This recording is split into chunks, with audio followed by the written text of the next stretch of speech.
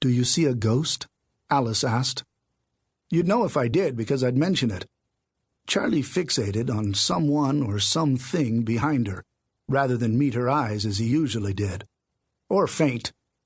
Ghost is trade lingo for someone you take for a surveillant, but really he's just an ordinary Joe. When you have to look over your shoulder as much as we have the past couple of weeks, it's only natural that everybody starts seeming suspicious. You imagine you've seen one of them before. It's hard to find anybody who doesn't look like he works for Interpol. Interpol would be an upgrade. Charlie laughed a stream of vapor into the thin alpine air. After the past couple of weeks, it's hard to find anybody who doesn't look like a veteran hitman. Charlie Clark owned no Hawaiian shirts. He didn't chomp on a cigar. In no way did he match anyone's conception of a horse player. He was a youthful 30 with a pleasant demeanor and strong features, in spite of Alice's efforts to alter them. A brown wig hid his sandy blonde hair. Fake sideburns and a silicone nose bridge blunted the sharp contours of his face, and oversized sunglasses veiled his intelligent blue eyes. But tragically, Alice thought, until being thrust on the lam 2 weeks ago, Charlie had spent 364 days a year at racetracks, and that number would have been 365 if tracks didn't close on Christmas Day. He lived for the thrill not merely of winning, but of being right.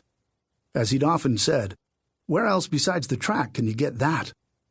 So why, Alice wondered, had his attention veered from the race? Especially this race, a white turf mile with thoroughbreds blazing around a course dug from sparkling snow atop the frozen Lac des Marais in Avanches, Switzerland, framed by hills that looked like they had been dispensed by a soft-serve ice cream machine, sprinkled with chalets and surrounded by blindingly white peaks. Probably it was on an afternoon just like this in 1868 that the British adventurer Edward Whymper said of Switzerland, "However magnificent the imagination may be, it always remains inferior to reality." And Edward Whymper didn't have a horse poised to take the lead. Flying past 4 of the 9 entries, Charlie's choice, Pousser les Lapins, spotted a gap between the remaining 2. Knowing almost nothing about the horses besides their names, Charlie had taken a glance at the Auburn filly during the post-parade and muttered that her turndowns, iron plates bent toward the ground at a 45-degree angle on the open end of the horseshoes, would provide better traction than the other entrants' shoes today. Alice followed his sight line now, up from the snowy track apron where they stood and into the packed grandstand.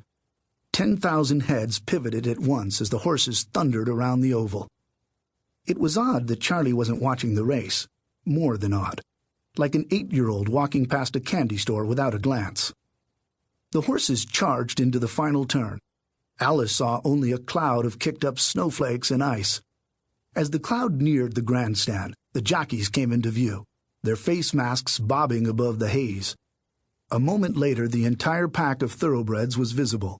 Cheers from the crowd drowned out the announcer's rat-a-tat call. Pousser les Lapins crossed the wire with a lead of 4 lengths. Alice looked to Charlie, expecting elation. He remained focused on the grandstand behind him, via the strips of mirrored film she'd glued inside each of his lenses, an old spook trick. "Your horse won, John," she said, using his alias. He shrugged. "Every once in a while I'm right. Don't tell me the thrill is gone." "At the moment, I'm hoping to be wrong." A chill crept up her spine. "Who is it?" "Guy in a red ski hat, top of the grandstand, just under the Mercedes banner, drinking champagne." She shifted her stance as if to watch the trophy presentation like everyone else. Really, she looked into the rear-view mirrors inside her own sunglasses. The red ski hat was like a beacon. "I see him. What, you think it's weird that he's drinking champagne?" "Well, yeah, because it's like 2 degrees out." Alice usually put great stock in Charlie's observational skill. During their escape from Manhattan in residential Morningside Heights, he'd pegged 2 men out of a crowd of hundreds as government agents when they slowed at a curb for a sign changing to "Don't Walk." Real New Yorkers sped up. But after 2 harrowing weeks of being hunted by spies and misguided lawmen who shot first and asked questions later, anyone would see ghosts, even an operator with as much experience as she had. "Sweetheart, half the people here are drinking champagne." "Yeah, I know. The Swiss Miss commercials sure got Switzerland wrong.